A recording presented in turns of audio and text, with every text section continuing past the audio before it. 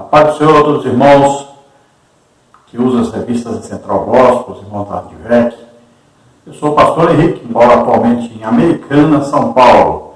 Se você deseja nos convidar para estarmos aí, com todo prazer estaremos. Entre em contato conosco, telefone 9999-152-0454. Esse DDD aí é do Maranhão, que eu morava antes em Imperatriz, Maranhão. Nós estamos estudando nas revistas da Central Gospel deste trimestre com o tema Maturidade Cristã, Decisão Pessoal e Mudança de Mentalidade. Você vê aí o telefone, se você deseja adquirir a revista, também o site onde você pode adquirir a revista.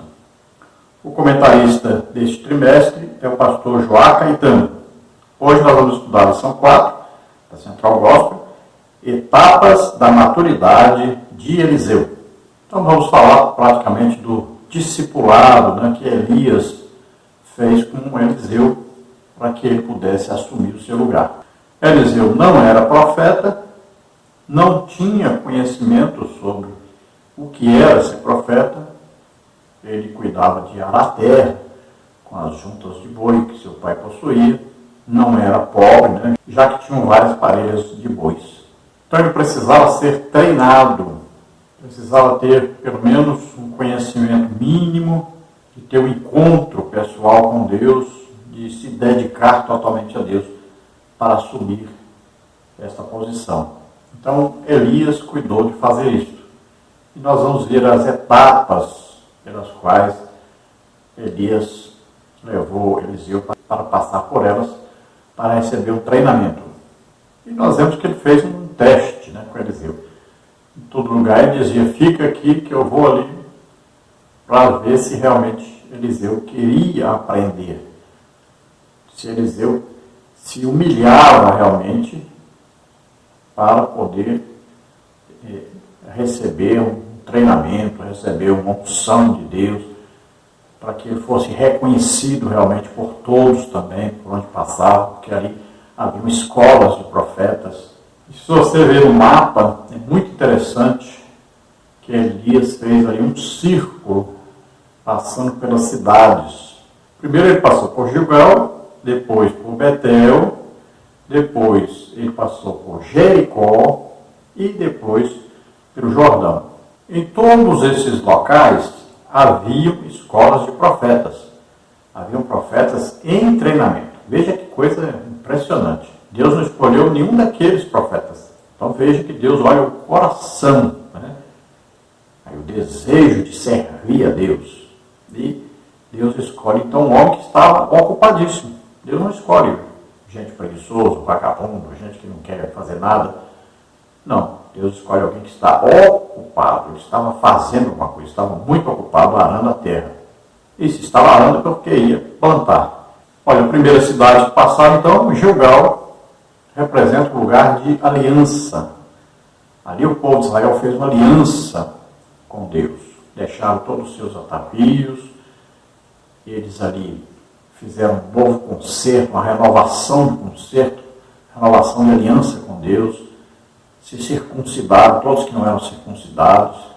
Fizeram uma adoração a Deus ali. Derramaram água perante o Senhor. Isso é sinal de adoração. Era o bem mais precioso que existia, a água. E eles derramaram essa água perante o Senhor. Nos remete a Davi, Quando Davi chegou perto de Belém e disse que queria, que a vontade maior que tinha era de beber água do poço de Belém, e os soldados mataram vários inimigos para ir lá pegar água para Davi. Quando chegaram para a água, ele simplesmente derramou a água. Ficaram malucos os soldados. Morreu tanta gente ali por causa daquela água. E ele disse, eu tenho que oferecer a Deus algo que custa muito caro. E ele ofereceu aquela água a Deus. Então isso é adoração. Então Eliseu precisava passar por um local de renovação de aliança com Deus, de compromisso com Deus, de adoração a Deus, de dedicação total de sua vida a Deus. E veja que quando Eliseu saiu, ele já queimou ali as cangas do boi ali, o aparelhamento daqueles bois, matou os bois, era aquela aparelha de animal que ele usava. Ele estava dizendo o quê? Nunca mais eu volto para isso aqui. Então olha só, é deixar tudo se unir a Deus e fazer a obra de Deus. Então você veja, se alguém hoje está na obra de Deus, eu quero ser pastor, está sendo pastor, mas está trabalhando num trabalho secular, ele não deixou tudo ainda pela obra de Deus, não se consagrou realmente a Deus, não se entregou totalmente a Deus. É preciso deixar tudo, deixar todo o embaraço. É preciso exclusividade, uma entrega total. Deus só aceita se for assim. Depois eles passam por Betel. Betel, o nome significa casa de Deus, né? Ali onde Jacó via uma escada, onde desciam os anjos e subiam. Então Betel é casa de Deus. Então ele precisava aprender sobre o que é casa de Deus. Olha, o povo de Deus são pessoas o quê? São ex-ladrão, ex-assassino, ex-prostituta. Então é muito difícil a casa de Deus. Você precisa aprender a conviver com todo tipo de pessoas. E pessoas que muitas vezes foram pessoas que andavam totalmente erradas. Então é preciso aprender a convivência com o povo de Deus. E tanto é verdade que Elias era um homem muito duro, difícil de ter ali uma amizade com alguém, difícil de relacionamento com as pessoas. Já Eliseu, pelo contrário, era um homem de fácil acesso. E ele tinha muita comunicação com as pessoas. Ele estava presente sempre com as pessoas para ajudá-las. Então ali ele aprendeu essa lição que era muito importante para ele aprender. Ali também Betel foi um lugar de compromisso, né, de Jacó com Deus, um voto que ele fez a Deus. Ali também Eliseu precisava aprender sobre isso, fazer um voto com Deus. Então, esse voto é um compromisso.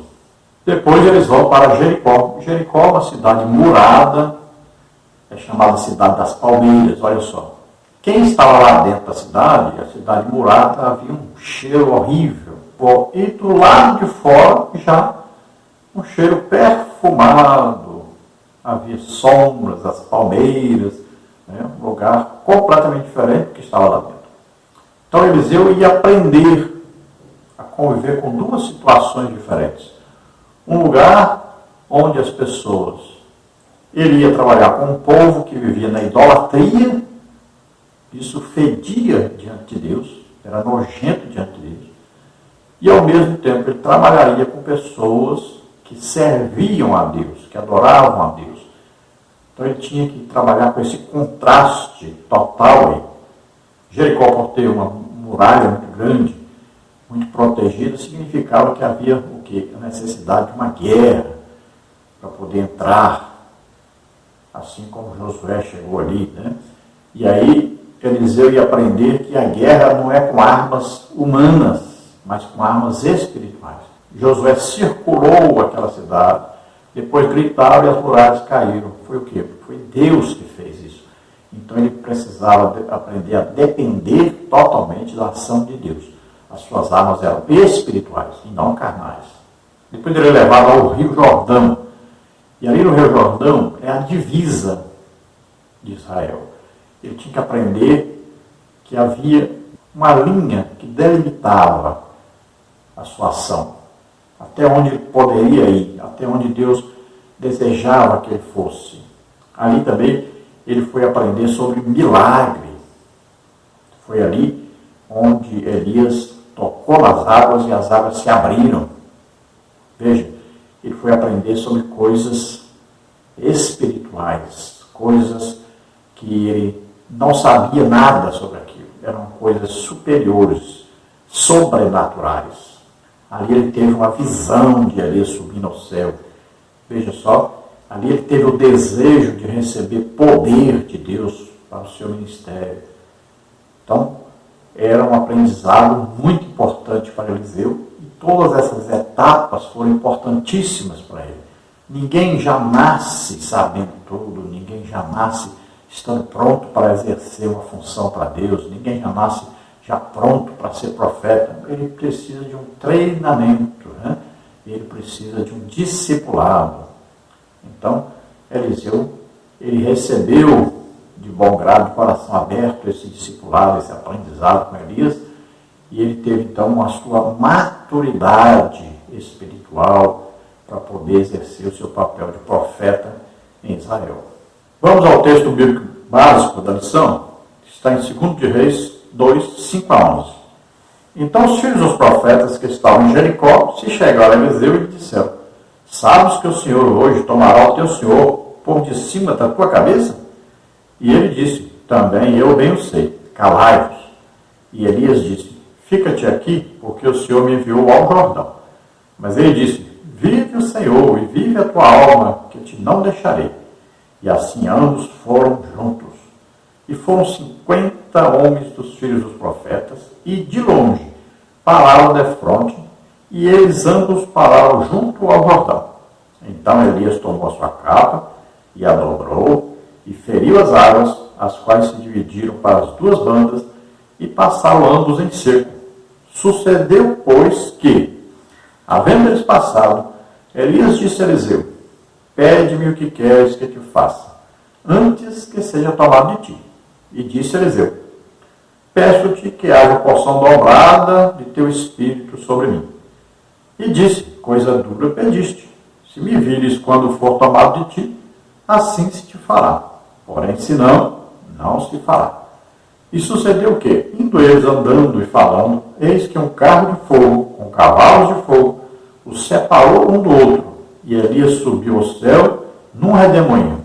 Glória a Deus! Aleluia! Veja só, aí uma experiência maravilhosa, né, de Eliseu junto ao profeta Elias, o homem de Deus. O maior sonho, o maior desejo de Elias era estar para sempre com o Senhor. Era subir sem experimentar a morte. Olha só, parecia coisa impossível. Mas Deus levou Elias vivo para o céu. Glória a Deus. Veja só que coisa maravilhosa. E ali Eliseu então presencia isso. Aquilo marcou totalmente a vida dele. E veja que Eliseu não foi como muitas pessoas que são tímidas, vão pedir as coisas para Deus, pedem as coisinhas simples, pouquinho. Deus é Deus. Eliseu pediu uma coisa que era impossível. Ele pediu o dobro da unção, do poder de Deus que estava sobre Elias. Veja só, o dobro. Elias já se achava tal. Imagine, Eliseu quer o dobro. Na certa, Elias ficou espantado, né? E ele disse: você pediu uma coisa muito difícil. Então, se fosse para Elias resolver, ele não conseguiria mesmo. Era coisa que só Deus poderia fazer. Então, é isso que nós temos que fazer. Pedir a Deus para nos usar poderosamente. Deus é um Deus todo-poderoso. Não peça pouco. Se você vai conversar com Deus, saiba sempre que Deus pode tudo. Vamos ver o textual da lição? Ensina-me a fazer a tua vontade, pois és o meu Deus. Guie-me o teu bom espírito por terra plana. Salmos 143, 10. Então é isso que Eliseu estava querendo, né? Ser ensinado a fazer aquilo que Deus gostaria que ele fizesse. Então ele estava numa aula particular com Elias, né? Aprendendo ali a vontade de Deus. Estava sendo treinado para que Deus o pudesse usar da maneira que Deus gostaria. Então Eliseu quer fazer a vontade de Deus. Existe, olha, a vontade permissiva de Deus e existe a vontade perfeita de Deus. Então muitas vezes nós estamos aí vivendo de uma maneira, fazendo alguma coisa que está dentro da vontade permissiva de Deus. Agora a vontade perfeita de Deus é quando nós nos entregamos totalmente a Deus e Ele vai decidir o que fazer. Então nós nos colocamos à disposição de Deus. Nós estamos ali humildemente querendo a direção de Deus. O que fazer, para onde ir, tudo depende de Deus. Ele que nos envia, é Ele que nos comanda, Ele que nos guia. Devemos saber que quando pedirmos algo a Deus, tem que ser algo que seja proveitoso, né? Coisa importante, necessária. Tiago diz: pedis e não recebeis. Por quê? Porque pedis para gastar em vossos deleites. Desejemos as coisas espirituais, as coisas que são de cima. É isso que nós temos que desejar, temos que pedir a Deus. Coisas sobrenaturais, coisas que pertencem a Deus, coisas que vão nos capacitar para fazer uma grande obra para Deus. Então nós vemos que Elias fez 7 milagres e Eliseu pediu o dobro, pediu para fazer o dobro e realmente aconteceram 14 milagres no ministério de Eliseu. Pelo menos os narrados na Bíblia, que são 7 de Elias, 14 de Eliseu. O último de Eliseu, ele já estava morto, né, quando o milagre aconteceu. De um soldado cair em cima do corpo dele, dos ossos dele, né, e ressuscitar. Vamos ver os comentários aí. A palavra introdutória diz assim: Eliseu, filho de Safate, procedente de Abel-Meloá, foi o sucessor do grande profeta Elias. Eliseu arava o campo com a 12ª parelha de bois, quando Elias passou por onde ele estava. O profeta não parou para conversar, não lhe disse nada, simplesmente lançou sua capa sobre Eliseu. 1 de Reis 19:19. Quando o manto de Elias tocou seu corpo, Eliseu sentiu que a mão de Deus o chamava para um poderoso ministério profético que abençoaria maravilhosamente o povo de Israel. Eliseu beijou seus pais, despedindo-se deles, imediatamente matou os bois com os quais trabalhavam, queimou os equipamentos do arado, cozinhou a carne e deu-a ao povo. Em seguida, partiu com o profeta Elias para ser o seu auxiliar. Nesta lição, veremos que Elias conduziu Eliseu a vários lugares que representam as fases de seu crescimento e maturidade espiritual, como está no segundo livro de Reis 2, de 1 a 7. Quais foram, afinal, os segredos deste homem de Deus que desenvolveu um ministério profético tão destacado? Queimou os equipamentos do arado, cozinhou a carne e deu-a ao povo. Em seguida, partiu com o profeta Elias para ser o seu auxiliar. Nesta lição, veremos que Elias conduziu Eliseu a vários lugares que representam as fases de seu crescimento e maturidade espiritual, segundo Reis 2, 1 a 7. Quais foram, afinal, os segredos deste homem de Deus que desenvolveu um ministério profético tão destacado?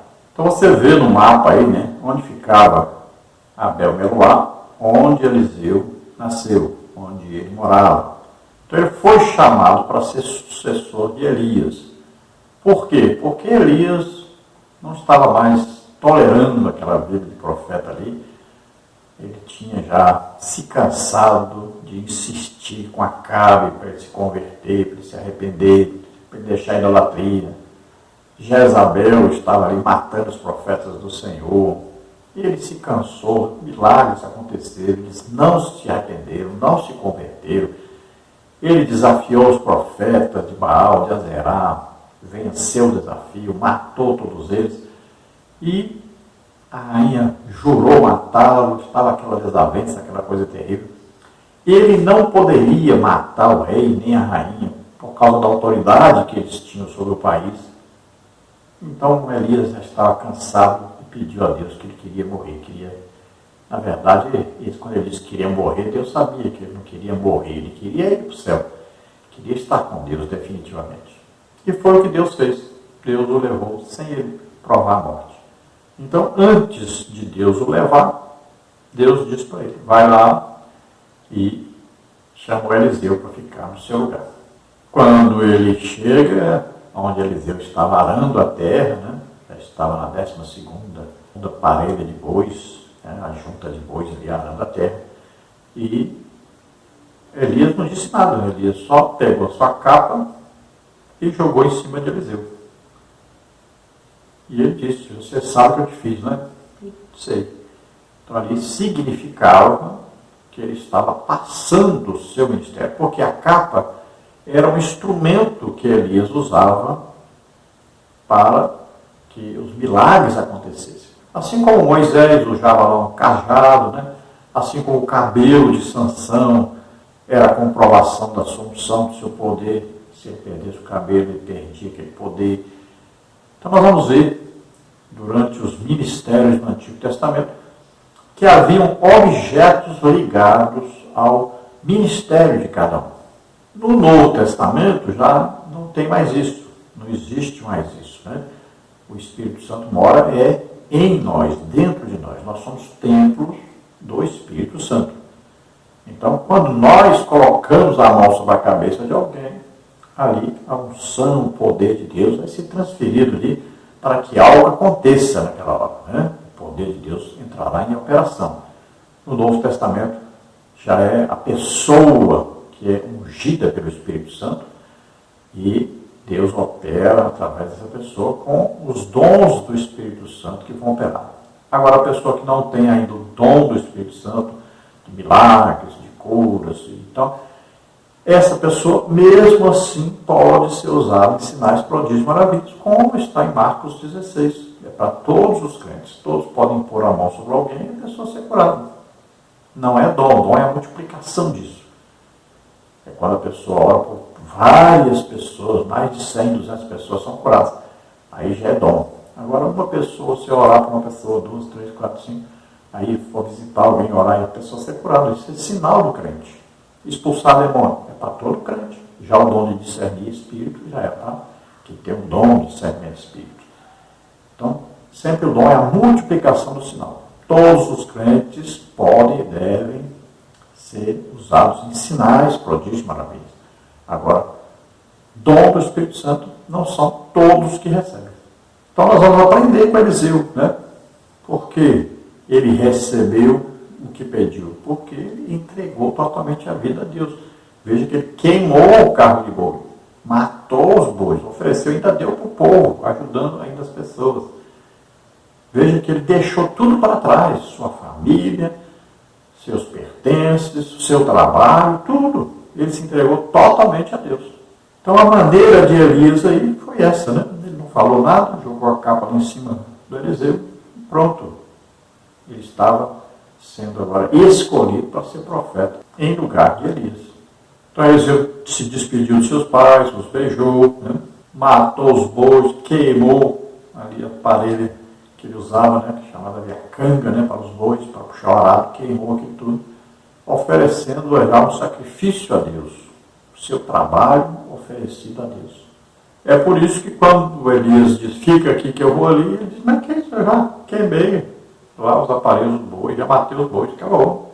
Agora eu estou com Deus, definitivamente. Onde você for, eu vou. Então vamos ver aí as fases pelas quais Eliseu passou para ser treinado para ficar como sucessor do profeta Elias. Um profeta destacado, respeitado em todo Israel, temido por todos. Era um homem realmente um homem de Deus. Então, todo homem, para ser um homem de Deus, a primeira coisa é aprender que deve prestar serviço a Deus. Deve trabalhar para Deus. A vida toda tem que ser um aprendizado. Todos os dias aprendendo. Tudo que acontece é um aprendizado na vida daquele que quer ser um homem de Deus, que quer ser usado por Deus. Lembrando a você que todos os slides que nós usamos aqui nos vídeos, nós disponibilizamos gratuitamente para você. Basta você entrar em contato conosco, o telefone está aí, 99951520454, que é o WhatsApp, e aí nós enviaremos para você o PowerPoint com todos esses slides.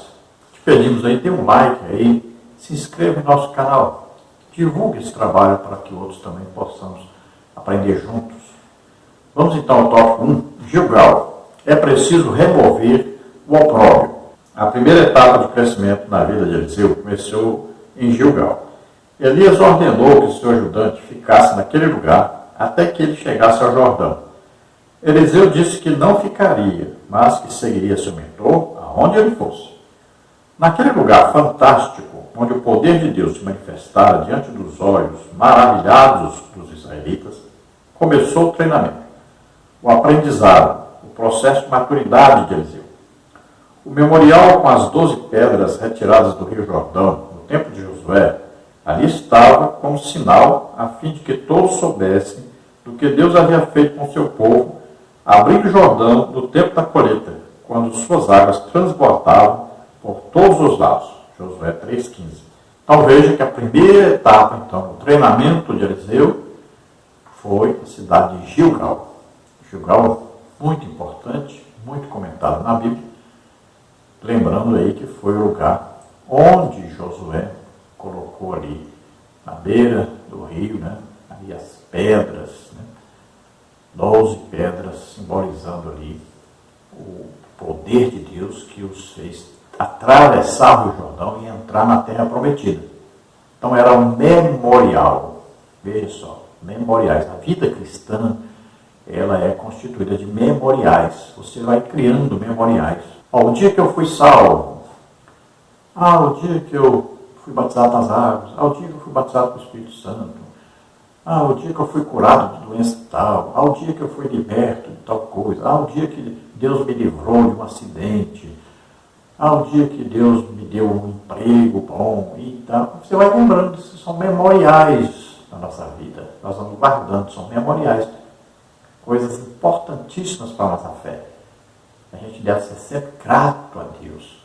Sempre se lembrar de agradecer a Deus. Sempre se lembrar desses memoriais que nos marcam e vão conduzindo a nossa vida no crescimento, na graça, no conhecimento de Deus, na fé em Deus. Então existe um processo de crescimento em nossa vida. Nós passamos por várias coisas, inclusive por aflições, tribulações, angústias, perseguições, tudo isso acontece na vida do cristão, que é para o seu crescimento, que serve como memorial. Então veja que quando eles atravessaram o rio, como é que foi? A arca entrou primeiro, com os sacerdotes conduzindo sobre os seus ombros. Olha só, o povo todo passou olhando para a arca. Os sacerdotes pararam ali no meio do rio, que estava agora seco. Havia um montão de um lado, né? Deus cercou um lado só, aí não é mar, está cercado dos dois lados, é um lado só. Parou, as águas subiram ali, pararam ali. Não tinha mais como ir para frente. Então, passaram olhando para a arca. Aquela arca representava Jesus Cristo. Assim a nossa vida cristã, nós vamos atravessando a nossa vida cristã, olhando para Jesus, autor e consumador da nossa fé. Ali, com certeza, Elias deve ter falado com Eliseu sobre esse evento, explicado como foi, o que aconteceu, esse grande milagre, né? Já para edificar a fé de Eliseu. Vamos ver o tópico 1, subtópico 1. Gilgal representa a remoção da vergonha da escravidão. Durante 430 anos, o povo de Israel permaneceu escravo no Egito. A humilhação, a vergonha, a desonra e a manipulação feriram profundamente o coração do povo. Deus, no entanto, ouviu o clamor dos filhos de Israel e livrou-os. Êxodo 3, 7 e 8. A atitude de Deus em remover para sempre toda humilhação e as marcas da vergonha sofrida foi simbolizada no ato da circuncisão. Josué 5:2. Ao cortar a carne, Deus estava cortando todo o relacionamento de pecado, toda ligação espiritual, todo envolvimento comprometedor com os padrões pecaminosos operantes no Egito. Então veja que os israelitas, né, os judeus, os chamados hebreus, por 430 anos estiveram ali. O Egito está contando aí com a vida de José também ali, né? Então, por isso, os 430 anos, eles ficaram ali como escravos, não podiam sair. Mas Deus os libertou. Quando é que Deus libertou-os? Quando eles clamaram. Veja, para que houvesse a libertação, era preciso ter um clamor. Eles clamavam a Deus e Deus ouviu. Deus já sabia antes? Sabia, mas precisava haver um clamor. Assim como Daniel, ele sabia que por 70 anos o povo seria livre do cativeiro. Mas o que ele fez? Foi comemorar? Não, ele foi orar para que acontecesse. Então veja, é preciso clamar, orar, buscar a Deus, insistir, para que Deus possa agir. Veja, aquele povo era escravo, o povo estava doente e o povo era pobre. O que aconteceu com aquele povo? Olha, saíram, ficaram livres, eram escravos, agora eram livres. Estavam doentes? A Bíblia diz agora, não havia entre eles nenhum só, doente ou enfermo. Olha que coisa maravilhosa. E saíram com prata e com ouro.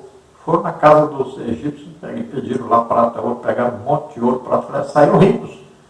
Olha só, que coisa fantástica, maravilhosa. Só Deus pode fazer isso. Então, como sinal de aliança, como lembrança, né, eles celebravam a Páscoa.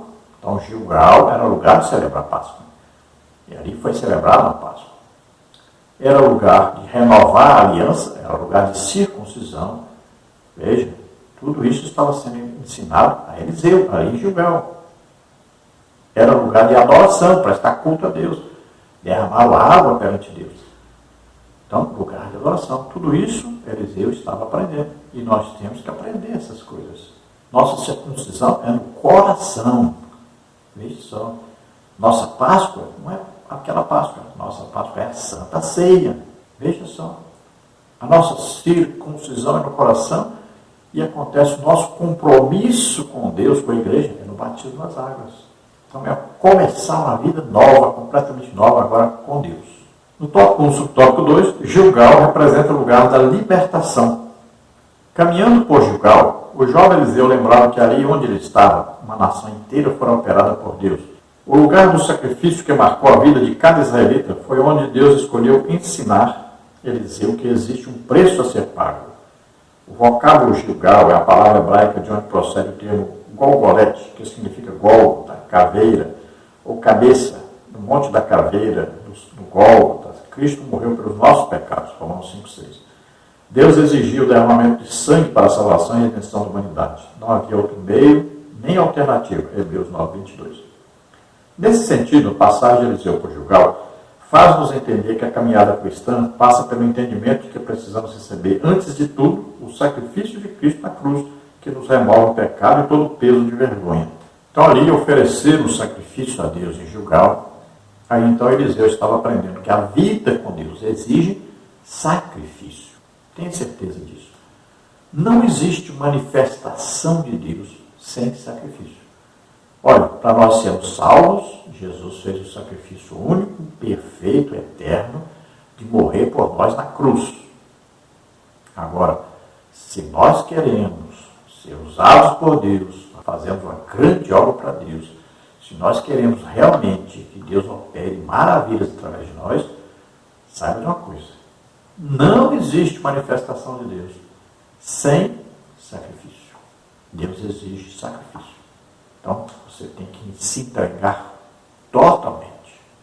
E você precisa aprender que existe jejum, e é muito importante o jejum, e é importantíssimo que você aprenda a orar. Mas não é orar 15 minutos, meia hora, uma hora.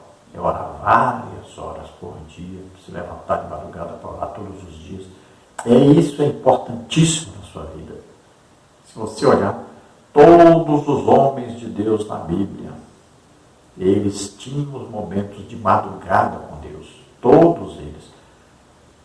Veja bem, é muito importante. Aprenda isso, é muito importante para você.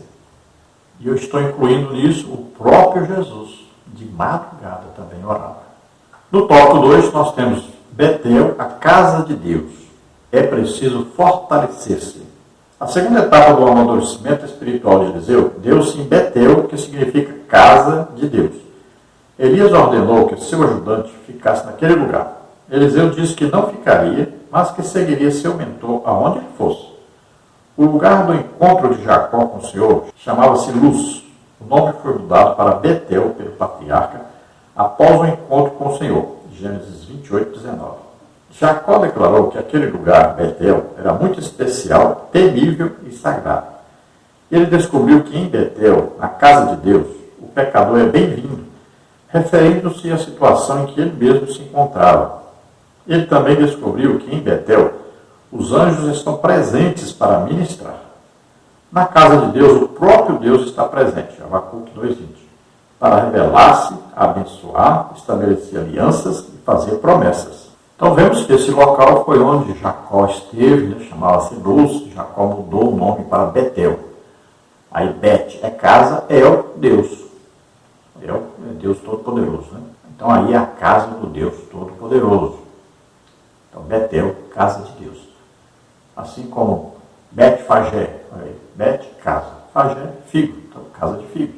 Onde Jesus nasceu? Jesus dizia: eu sou o pão da vida, o pão que desceu do céu. Onde é que pão nasce? Na padaria. Onde Jesus nasceu? Padaria. Como é o nome de Belém? Jesus nasceu em Belém. Olha, Bet, casa.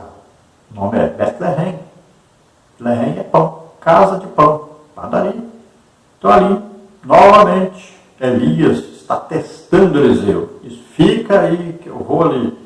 E Eliseu novamente dizia: aonde você foi, eu vou. Eu matei meus boizinhos, queimei lá o arado.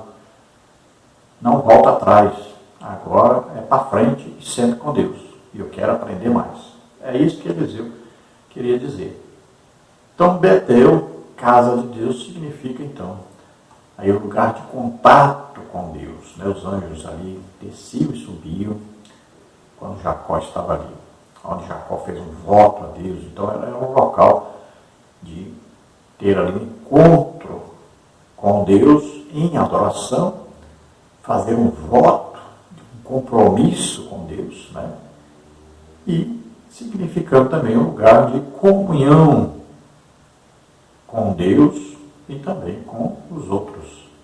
Casa de Deus. Casa de Deus é lugar de comunhão, de adoração, de serviço. E como ali houve aquela aparição dos anjos, nós também temos que reconhecer que existem anjos trabalhando, né, a nosso favor, como está escrito na carta do apóstolo Paulo aos Hebreus, que eu acredito que Paulo escreveu. Então, anjos estão ao nosso serviço. Estão a serviço de todos que vão herdar a salvação. Então, existem anjos, nós não vemos, mas nós podemos ver. Várias pessoas viram no Antigo Testamento, várias pessoas já viram agora, durante o período da igreja, no Novo Testamento. Então, eles estão aí, estão presentes, estão trabalhando a nosso favor. Creia nisso. No tópico 2, subtópico 1, em Betel, na casa de Deus, crescemos em comunhão. Deus criou o homem como um ser social.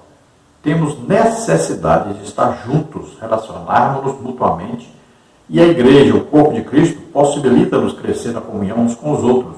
Assim como o corpo humano possui vários membros diferentes, ligados entre si, da mesma forma, todos estamos ligados no corpo de Cristo, que é a sua igreja, Efésios 1:23. A igreja é, dentre outras tantas realidades, o espaço em que mantemos viva a memória da obra de nosso Salvador, compartilhamos a esperança da ressurreição, mantemos viva a certeza de que não estamos sós neste mundo, perpetuamos os sinais do reino de Deus na história. Em termos de individualismo exacerbado, a igreja continua sendo espaço de fraternidade e partilha, de solidariedade e generosidade, de aceitação e perdão. Então veja que nós somos seres sociais. A igreja, ela tem vários tipos de pessoas, de sexos diferentes, de condição financeira diferente, de condição social diferente, de condição educacional diferente, né? Condição intelectual diferente. Aí são vários tipos de pessoas, algumas vieram de famílias de crentes, outras vieram de famílias de pessoas idólatras, alguns de famílias perigosas, né? Que assassinos, ladrões. Então, alguns já foram isso também, praticaram pecados terríveis. Então, a igreja é lugar de comunhão, é o corpo de Cristo. Todos os membros são importantíssimos. Todos os membros fazem parte desse corpo e precisam de ajuda, de orientação, de comunhão uns com os outros. Então, a igreja, por exemplo, a Santa Ceia, olha, nós vamos lembrar-nos do sacrifício de Jesus. Vamos meditar a sua presença conosco o tempo todo. E vamos também aí estar na expectativa, mantemos a expectativa da volta de Jesus para nos buscar. Então é importantíssimo isso na igreja. A igreja é lugar de nós aprendermos, né, a palavra de Deus, as doutrinas bíblicas. Na igreja nós também louvamos, adoramos a Deus. Na igreja tem aí línguas, interpretação, tem revelação, tem as manifestações dos dons do Espírito Santo. Tudo isso acontece na igreja de Jesus Cristo. Então, na igreja nós falamos da morte de Jesus, da ressurreição de Jesus. Então, veja que Eliseu ali aprendeu muito sobre o que é o povo de Deus e a convivência com esse povo de Deus. E Eliseu aprendeu muito, porque ele foi muito superior a Elias nesse campo de relacionamento humano. Tópico 2, subtópico 2, em Betel, na casa de Deus, crescemos em conhecimento e sabedoria. Jesus fundou a igreja e estabeleceu-a, dando-lhe diretrizes. Hoje o Senhor a edifica, Mateus 16, 18 a 20. Neste processo, a palavra de Deus tem um papel de fundamental importância para o crescimento. O livro de Atos dos Apóstolos é conhecido também como o livro da igreja. A história da igreja, sua inauguração, sua apresentação, sua expansão, sua ação, sua consolidação, são descritas em detalhes nesta obra. A igreja cresceu porque os cristãos recebiam de bom grado, isto é, com o coração alegre e aberto à palavra do Senhor. A passagem de Eliseu por Betel faz-nos entender que a caminhada cristã passa pelo entendimento de que, depois do novo nascimento, em Gilgal, precisamos estar reunidos como corpo em Betel. Então veja que a igreja é o corpo de Cristo. Quem a fundou? Jesus Cristo. Quando é que ela começou? No dia de Pentecostes. Ali estavam reunidos os discípulos, receberam o batismo com o Espírito Santo, aí começaram a pregar o Evangelho. A partir daquele dia, já na primeira pregação, foram quase 3.000 pessoas que aceitaram a Jesus como Salvador e Senhor, foram batizados e dali foram para outras nações, abrindo a igreja, pregando o Evangelho por toda parte. Então, a partir daí existe a igreja, o corpo de Cristo, cheio do Espírito Santo, é ativo, é militante, trabalha para ganhar almas, está pregando o Evangelho por toda parte, sempre cheios do Espírito Santo, sendo usados tremendamente por Deus para fazer uma grande obra para Deus. O livro de Atos dos Apóstolos registra o quê? Registra o que Jesus continuou a fazer após a sua morte e ressurreição. Nos evangelhos, olha lá, Lucas diz que escreveu a Teófilo, falando a respeito do que Jesus fazia antes, lá, através do seu corpo físico aqui na terra. Quando Jesus morre e ressuscita, começa a igreja. Agora Lucas diz, agora eu vou continuar escrevendo a respeito do que Jesus continua fazendo, continua salvando, curando, libertando, fazendo milagre, agora usando, através do Espírito Santo que está nos apóstolos e discípulos que vão se convertendo e vão fazendo a obra de Deus. Então Eliseu vai aprender sobre isto, vai aprender ali com Elias a respeito dessa casa de Deus, onde o crente é capacitado, onde ele é treinado para fazer uma grande obra para Deus. No tópico 3, Jericó, é preciso lutar. As lições ministradas em Gilgal e em Betel foram importantíssimas na vida de Eliseu. Ele estava crescendo e amadurecendo para uma grande obra. O profeta Elias, em seguida, disse a Eliseu que o Senhor lhe enviava a Jericó. A famosa, a estruturada, a fortalecida cidade de Jericó era o orgulho dos moradores da região. Era o centro da idolatria, onde os deuses cananitas eram reverenciados pelos moradores corruptos de Jericó e região. Deus entregou a Josué a estratégia da vitória para a destruição total de Jericó. Josué 6, de 1 a 20. Em Jericó acontece o grande teste da fé. As provas, as exigências, as cobranças são impostas pelos inimigos. Certamente as lições extraídas da fantástica vitória do Senhor, destruindo a cidade de Jericó, foram comentadas por Elias e passadas ao jovem profeta Eliseu. Tiago 1, 2 a 4. A passagem de Eliseu por Jericó faz-nos entender que a caminhada cristã passa pelo entendimento de que as lutas fazem parte da vida, mas o Senhor nos guiará em paz ao destino que nos foi preparado. Então veja que agora em Jericó, Eliseu vai aprender sobre um grande milagre de Deus que foi operado sem nenhum instrumento humano, sem o uso de armas humanas. Ali foi um milagre de Deus. As muralhas não caíram com esforços humanos, caíram com a operação poderosa de Deus. Então, ali ele estava aprendendo a depender de Deus para as grandes vitórias. Por maiores que fossem os inimigos, por maiores que fossem as muralhas que ele encontrasse pela frente, então Deus era poderoso para derrubar todas essas muralhas, vencer todos os inimigos. Esta cidade de Jericó agora não era a mesma cidade de Jericó antes, porque ela foi totalmente destruída.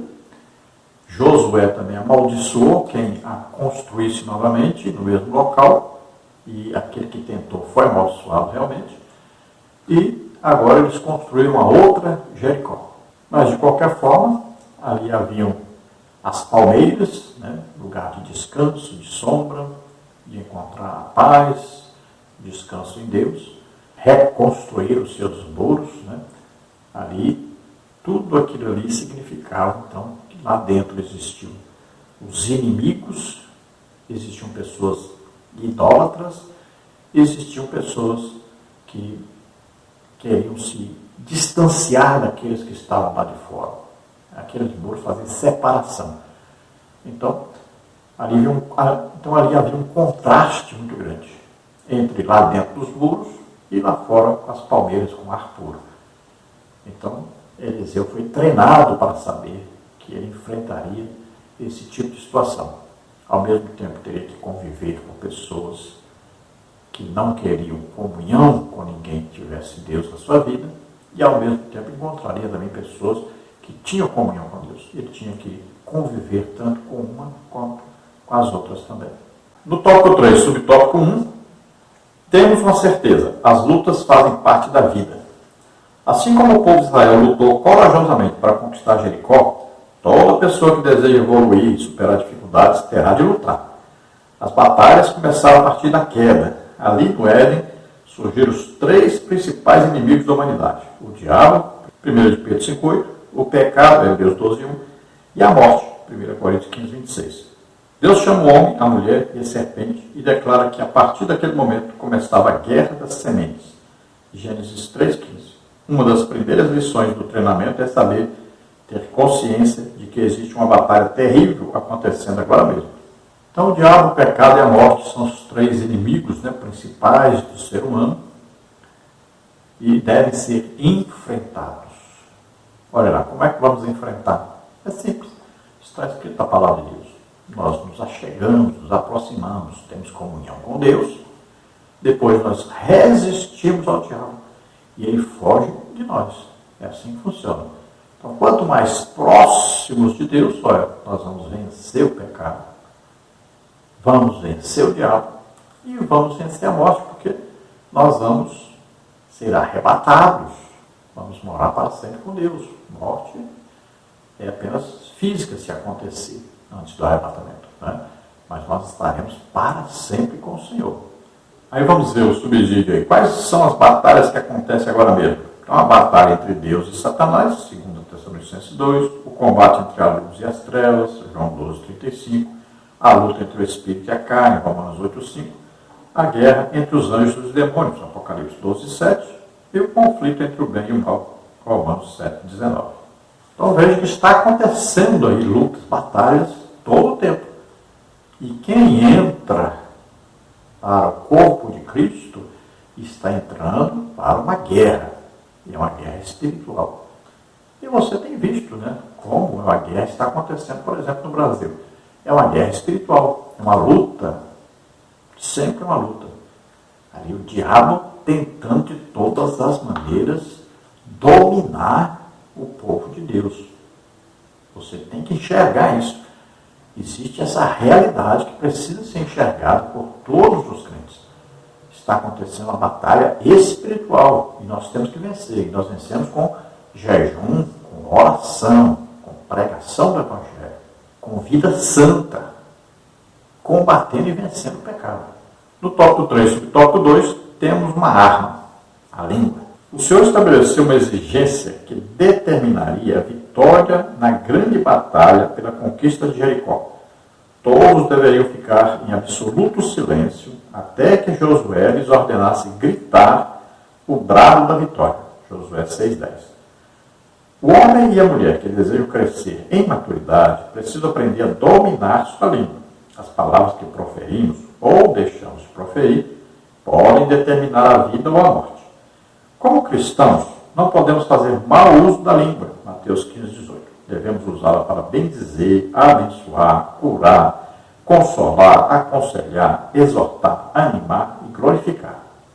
E quando não soubermos o que dizer para evitar julgamentos errados, conselhos precipitados, iras, pelejas, desentendimentos, devemos guardar o silêncio até que sejamos esclarecidos quanto à situação. A pessoa queira a nossa opinião e Deus nos dê palavras de vida eterna. Como escreveu aí o pastor Malafaia, da Central Gospel, 2008. Então vejam que Deus deu uma ordem para que eles rodeassem a cidade de Jericó e no último dia eles rodeariam 7 vezes e depois gritariam. Então, antes, eles não poderiam estar gritando. Agora era hora de gritar. Então, olha só. Venceram por um milagre operado através de Deus, usando a voz de cada um. Olha só. Então, nossas palavras são muito importantes, a ponto da Bíblia dizer que o poder de vida e morte está na língua. Né? Então, hoje, nós podemos aí até melhorar isso aí, né, com entendimento. Até no poder dos nossos dedos, do teclado, né, do celular, do computador. Tudo isso nós estamos falando quando estamos dedilhando ali, escrevendo, estamos falando. Então não é só falar com a boca, mas também com os dedos, né? Então nós falamos com a boca, com os dedos, com gestos, com a roupa que vestimos, né? Com a nossa maneira de agir, de nos comportar, tudo isso é falar. Então nós temos que tomar todo o cuidado com essa língua que nós temos. Por quê? O próprio Tiago diz que é o membro mais difícil de ser controlado. Com a mesma língua nós bendizemos a Deus, com a mesma língua nós amaldiçoamos, né, as pessoas. E nós falamos coisas que não deveríamos, nos comportamos como não deveríamos, agimos como não deveríamos. Tudo isso influencia a nossa vida, sempre para pior. Nós poderíamos estar muito melhor, mas a nossa língua nos atrapalha. Então a Bíblia diz que muito feliz, alegre, próspero é aquele que consegue dominar a sua língua. E o pastor Malafaia cita aí, né? Como usar de maneira melhor, né? Veja que o batismo com o Espírito Santo acontece só quando o Espírito Santo consegue o domínio sobre a língua da pessoa. Para a pessoa falar em línguas, conforme o Espírito Santo lhe conceder, só se ele dominar a língua. Por isso muita gente não é batizada com o Espírito Santo. Porque não consegue dar o controle total para o Espírito Santo. Não consegue se submeter ao Espírito Santo. Então o Tiago diz que nós conseguimos domar todo tipo de animal. Nós domamos baleia, né? Aí onça, tigre, leão, elefante, tudo nós dominamos. Podemos domar. Agora a língua é o membro difícil de ser domado. Né?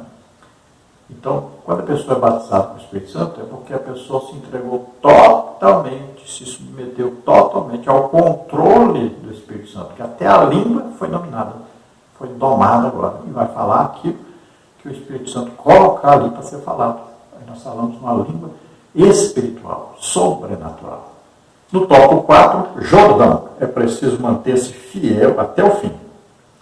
Em Gilgal, em Betel e em Jericó, e por fim, no Jordão, Eliseu foi abordado por jovens, filhos dos profetas, que lhe perguntavam se ele sabia que Deus iria recolher Elias. A resposta era uma só. Também eu bem sei, calai-vos.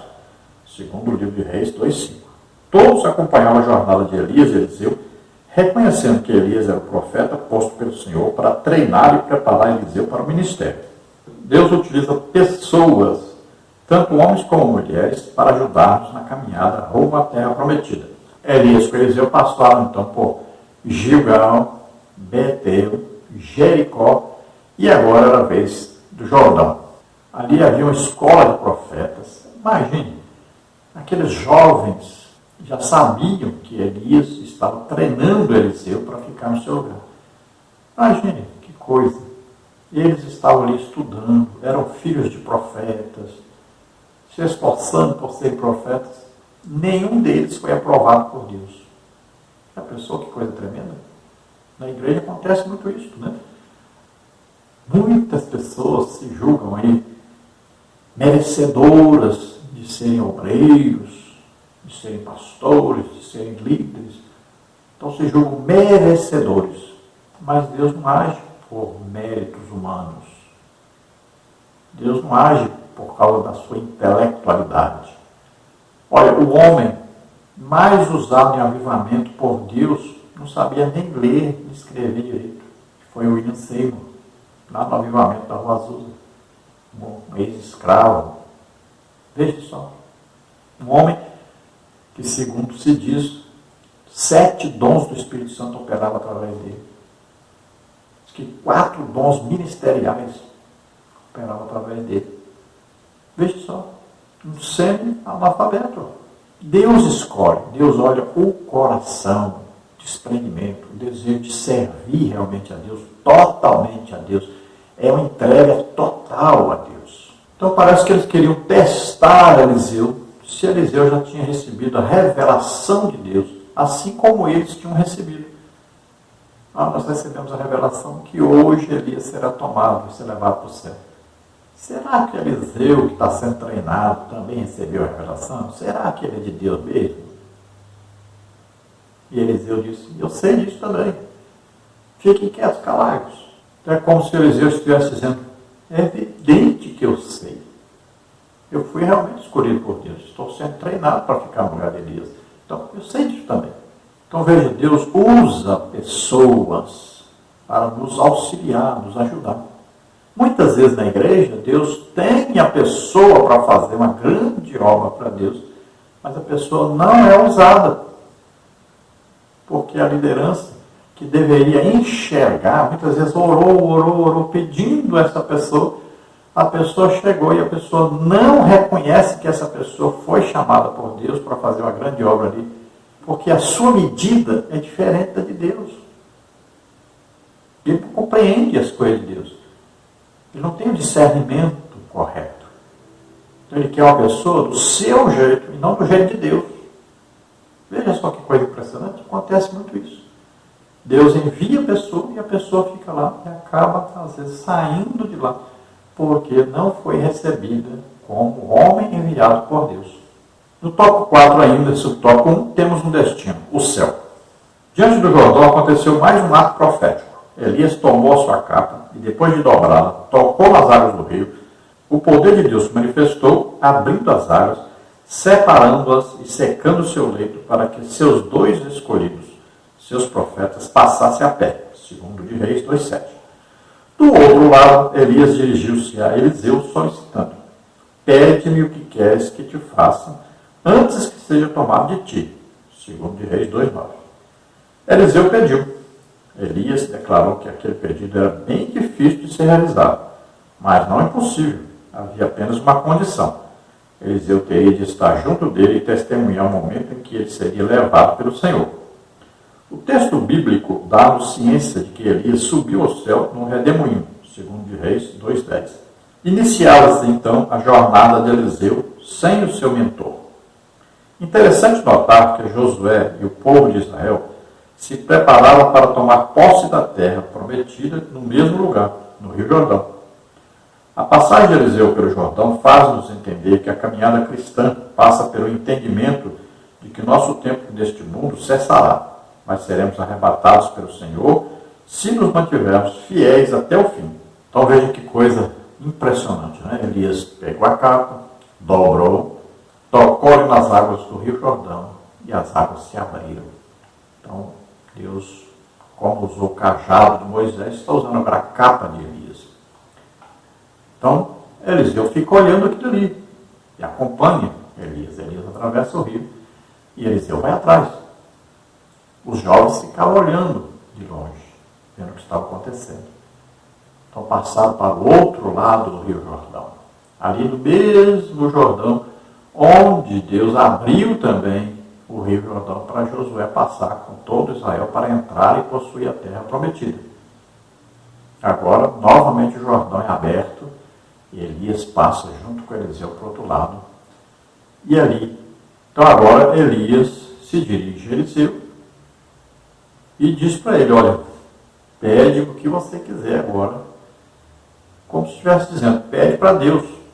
Eu estou representando Deus. Pede agora o que você quer, o que você necessita para assumir o ministério que está sendo entregue a você, porque eu vou ser levado para Deus. Olha, Elias sabia que ia ser levado. Isso é fantástico, maravilhoso. Todos nós sabemos que vamos ser levados a qualquer momento no arrebatamento da igreja. Será que nós estamos aí treinando pessoas, educando pessoas, ganhando almas para Jesus, para que eles também nos acompanhem nessa jornada de irmos embora para o céu? Então, façamos isso. Então, veja só que E ele se achava, parece assim, se achava tal, né? Porque ele disse, Senhor, mataram os seus profetas e só eu restei. Olha, ele se achava ali a última cereja, né, do bolo ali. Ele se achava muito importante. E aí, Eliseu vem agora com uma coisa que ele deve ter levado um susto muito grande. Eliseu disse, eu quero o dobro. Como se estivesse dizendo, você se acha o cara? Pois eu quero o dobro do que você tem. Veja só que ousadia. Isso agrada a Deus. As pessoas ousadas agradam a Deus. É pedir muito. Você está pedindo para Deus. Deus pode tudo. Então, é uma ousadia muito grande. E essa ousadia é importante. Muito importante. Os próprios apóstolos oravam e diziam, dá-nos mais ousadia. Intrepidez para pregar o Evangelho, com poder, com sinais, prodígios e maravilhas. E eles pediram isso a Deus. Veja só. Então Eliseu pediu, eu quero o dobro. E é o que aconteceu realmente, né? Elias foi usado por Deus em 7 milagres e Eliseu em 14 milagres. Então Elias subiu no redemoinho, a carruagem de fogo levou, e Elias, quando está subindo, joga a capa para Eliseu. Ou seja, você está assumindo agora o ministério de profeta em meu lugar. E aí Eliseu vai agora testar, né? E já que eu sou profeta, e já que eu agora posso fazer o dobro dos milagres de Elias, então já vou testar logo aí. Primeira coisa é atravessar para o outro lado. Eu vou precisar que o rio seque novamente para me passar. Então ele vai pegar a capa de Elias e vai tocar naquelas águas, e as águas se abrem, e ele passa. Imagine a cara daqueles jovens, olhando isso. Que coisa impressionante, maravilhosa. Agora Eliseu vai confiante, sabendo que realmente ele foi escolhido, e que o poder de Deus está operando na vida dele, para fazer tudo aquilo que Deus o chamou para fazer. Então nós também devemos desejar essas coisas maravilhosas de Deus, devemos desejar os dons. O apóstolo Paulo diz, desejai ardentemente os dons. Veja bem, devemos desejar, buscar, acreditar, para que nós também possamos ser usados tremendamente por Deus, para grandes sinais, prodígios e maravilhas. Jesus disse, vocês vão fazer maiores obras do que essas. Então, sejamos ousados ao pedir, determinados, dedicados e estejamos sempre prontos, porque a qualquer momento o Senhor vem nos buscar. Conclusão da lição. Esta lição nos mostra os caminhos, as atitudes que devemos seguir e tomar para sermos pessoas estáveis, equilibradas e maduras. A obra do Senhor precisa de homens e mulheres com o perfil de Eliseu. Ele foi perseverante e fiel, e chegou aonde o Senhor queria. O Deus a quem Eliseu amou, adorou e serviu, é o mesmo Deus a quem devemos amar, adorar e servir. Desta maneira, todos alcançaremos a maturidade. Então, para sermos pessoas estáveis, equilibradas, maduras, né, nós temos que seguir o exemplo de Eliseu. Uma pessoa que se dedicou totalmente a Deus, se entregou totalmente, deixou tudo para trás e se entregou totalmente. Primeiro ele foi humilde para aprender, para receber o discipulado, né? Aquele ensino, treinamento de Elias, e foi ousado também para pedir para Deus, para ser tremendamente usado por Deus. Então, sempre com fé em Deus, acreditando realmente que Deus estava chamando e o estava preparando para a grande obra. E ele fez realmente uma grande obra para Deus. Então, aprendamos com Eliseu, que é muito importante para a nossa vida cristã. Então, Eliseu amou, serviu e adorou a Deus. Vamos orar agora. Se você deseja entregar sua vida para Deus, aceitando a Jesus como único Salvador e Senhor, faça-o agora. Você acredita que ele veio ao mundo como homem, viveu como homem, pegou os nossos pecados, doenças, enfermidades, maldições sobre ele, morreu por nós na cruz e ressuscitou? Então você é salvo agora. Vamos orar agora. E se você está doente ou enfermo, vamos orar para que Jesus cure você agora. Vamos orar. Pai querido, em nome de Jesus, te apresentamos essas vidas que se chegam a Ti, arrependidos dos seus pecados, crendo em Jesus, Teu Filho, como único Salvador e Senhor, crendo na obra salvífica que Jesus operou na cruz. Salva agora essas vidas, Senhor, escreve os Teus nomes no livro da vida, concede-lhes o Espírito Santo agora, em nome de Jesus. Toca, Senhor.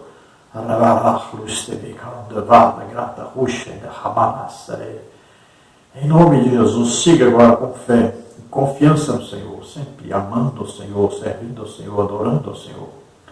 Em nome de Jesus, você que está doente, está enfermo, receba agora a cura, em nome de Jesus. Solta todo o mal agora, vai soltando, vai saindo dessas vidas. Em nome de Jesus, solta. Toca, Senhor, nessas vidas. Cura agora, em nome de Jesus. Receba o milagre em nome de Jesus. Amém?